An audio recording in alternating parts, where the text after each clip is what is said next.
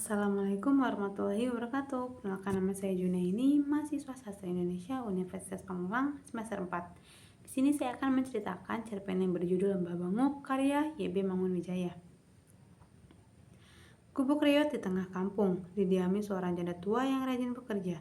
Sampai tengah malam kami masih mendengar bunyi blak bluk, ia sedang membuat tempe benguk. Untuk pembuatan tempe kedelai normal yang dimakan kaum priai, si janda tua tak punya modal. Sedangkan buah-buah benguk semacam karang-karang melading tinggal dipunggutnya gratis dari beberapa pohon di tepi jalan. Siapa memperhatikan buah benguk yang besar-besar butirnya dan keras dibanding kedelai? Mbah Karyo, nama janda tua itu. Ditambah sebutan benguk tentu saja. Sebab di kampung kami ada karyo becak, ada karyo cao, minuman manis dengan buah. Dan ada juga karyo jugil yang kadang-kadang Ilham memanggilnya menjugil pintu orang lain dan mencuri. Mbah Benguk mengasuh 2 orang anak kecil, cucu-cucunya yang besar 6 tahun, lucu sekali. Mana-mana masih dengan botol teh bergantung pada dot di mulutnya. Adiknya Santi, anak gemuk seumur 5 tahun, anak malang yang lumpuh, berkesan baru 2 tahun yang kadang-kadang imbisil, terbelakang kurang waras nampaknya kalau tersenyum.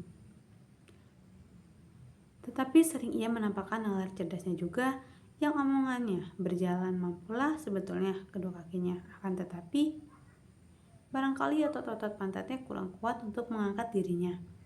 Demikianlah ia sehari-hari hanya bermain-main di tanah saja di samping rumahnya. Mbah Benguk melihara kedua cucunya dengan ketekunan dan kesayangan yang mengharukan.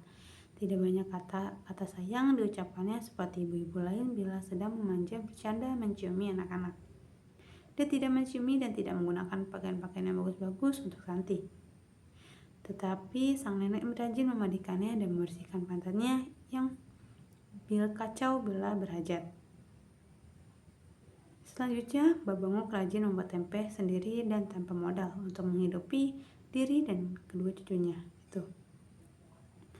Lalu, di mana Ibu Santi dan abangnya? Nah, biasalah dalam kalangan kaum paling tidak punya, semua anak Mbah Karyo Benguk yang putri adalah Magdalena atau wanita Samaria. Dan si ibu juga sudah tidak pernah ambil pusing mengenai anak-anaknya, sudah tidak pernah akan jelas juga siapa bapak mereka. Acuh tak acuh, apalagi terhadap Santi lumpuh. Seolah-olah menunjuk kepada Mbah Benguk dan Ibu Santi. Putu Wijaya dalam novel telegramnya melalui seorang tokoh berkata, bagi lelaki, perempuan selalu dibagi 2, perempuan untuk diajak sungguhan dan perempuan untuk main-main. Tentu saja itu berlaku bagi lelaki tertentu. Dan apa arti sungguhan? Itu pun masih harus diterangkan lebih lanjut.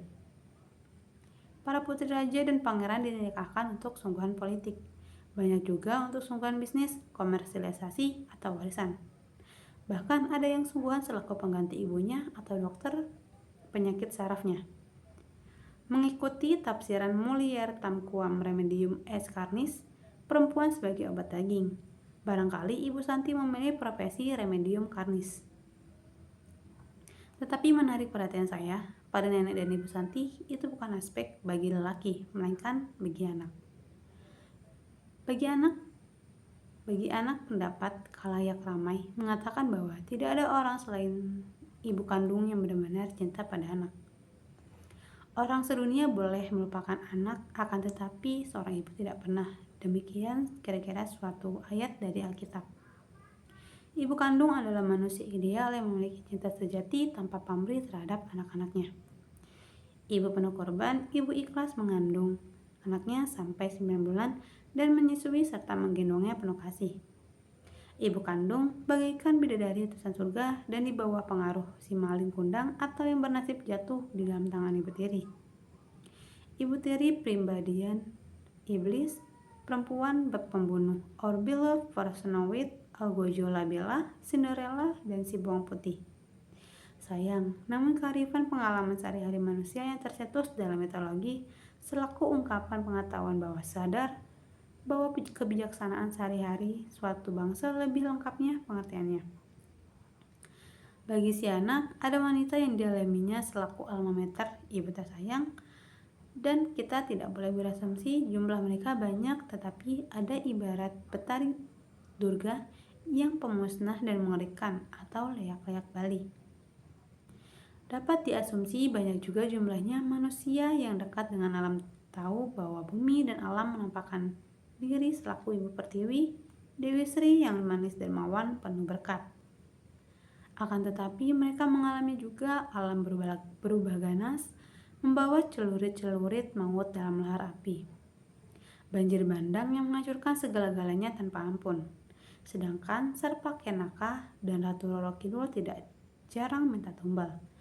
Orang-orang Kristen melihat figur-figur seperti Ruth dan Maria selaku representasi wanita-wanita ideal yang soleh serta setia, pantas dipuji dan dicintai. Tapi figur-figur Jezabel atau Herodes pun adalah tipe-tipe wanita yang real dan yang akhir-akhir ini sangat dramatis, diperagakan oleh seorang wanita bunga desa yang dapat mempermainkan seorang lektor intel sehingga dibuang di jurang telanjang bulat. Tetapi tidak seperti Jezabel mati dijelati anjing-anjing. Bahkan menjadi pahlawan, ruang meja hijau sudah bersumpah pada dalam dirinya. Saya menghancurkan dia, keluarga, dan karirnya. Para psikolog dan sebetulnya setiap orang benar sehat juga sekarang sudah sampai pada kesimpulan bahwa bagi si anak beredar banyak mitos tentang sang ibu dan mencinta. Bagi anak, ibu bukanlah yang fisik, biologis melahirkannya, tetapi yang faktual mencintai dan mengasuh membimbingnya. Seperti Mbah Karyo Benguk. Sekian dari saya. Wassalamualaikum warahmatullahi wabarakatuh.